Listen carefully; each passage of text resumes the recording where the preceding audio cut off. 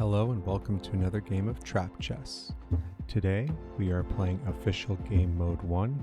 Official Game Mode 1 can be found on the YouTube channel. The player playing the white pieces has 14 traps and the player playing the black pieces has 4 traps. So that's broken up by 7 chess piece traps and 7 landmines for white, and 2 chess piece traps and 2 landmines for black.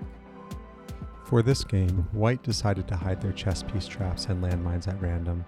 The player playing the white pieces is less experienced at chess. They know the rules, but they haven't practiced or played in many years. It's very kind of my friends to come over and play chess with me. They know that I'm going to put the games on YouTube, so I keep them anonymous, considering chess is a game where people get embarrassed sometimes when they're not the best players or they don't have the most experience. But really everyone learns at a different rate, and I don't think you should ever feel embarrassed for learning something new. Someone once told me that things that may be considered common knowledge to me are not common knowledge to a lot of other people. And then there's other things that are common knowledge to a lot of people, but there's always going to be a day where someone learns that for the first time. I think it's important to not ever make someone feel negative about learning something new. If someone feels negatively about learning something new repeatedly, eventually they'll stop seeking out knowledge. And life is all about learning and experiencing new challenges. I can give an example from me personally.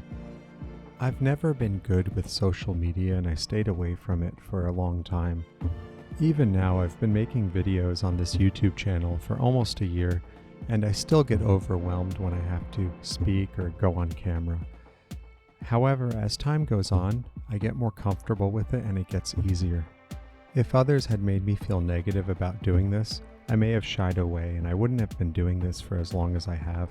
Seeing people comment and subscribe makes me feel a lot better about the work I put in, and it helps me continue doing this through positive reinforcement, the same way the traps give that little hit of dopamine every time they activate in trap chess.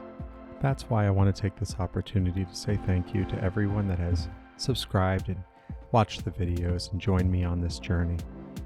One day, Trap Chess will come out. I'm currently working through the manufacturing process, but it does take a long time. So in the meantime, I hope you enjoy these videos. If you're wondering why I'm working through the manufacturing process now instead of after trying to sell it, it's because I want to make sure that the product is actually ready before I go and tell people they can buy it. I also want to be able to show exactly what you're going to buy before you buy it. I believe when creating a business and selling a product, it's very important to be transparent in exactly what you're selling, and the product you see on camera in these videos won't be the final product. The more I play it, the more I'm able to find slight improvements so I can make the product as good as possible. Using the product also helps me test the materials to make sure they hold up to stress testing and they last for a long time. It would be terrible if you bought a product that broke right away. Whenever I buy a new item or a new product, I want it to last. I spent money on it and I worked hard for that money, and I'm sure other people feel the same way. Since trap chess is made out of chipboard and cardstock, I felt it was really important to do a lot of stress testing. The YouTube channel is a great way to show the work that's going into testing the product as well. Transparency is something that I've seen lacking in a lot of businesses nowadays. Because of this, I wanted to make transparency a core value in XPlayce, the company that's selling trap chess. I think there's a humorous irony that I'm attempting to be as transparent as possible with trap chess, yet the product itself hides deceitful traps in the board and behind the pieces. As I'm saying this though, I feel my cat is rolling her eyes at me. She's so judgmental. Come on, Muggsy, I don't judge that you poop in a box. We are 4.5 minutes into this game and not a single trap has activated. At the beginning of the game, I told you that white had 14 different traps. This is true. After the game concluded, we started looking for the traps and we found that the random placements that the player playing the white pieces did had actually landed with most of the traps ending up on rank 1. That's why you haven't seen many traps activate or even shown.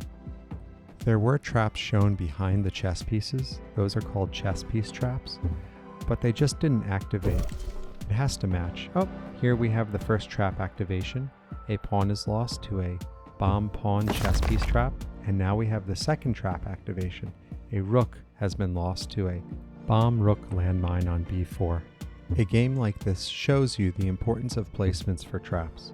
Even though white had a lot more traps than black, since they weren't placed in spots that would get more activations, black has been able to get a pretty large advantage over white in this game, and now they're closing in on their king.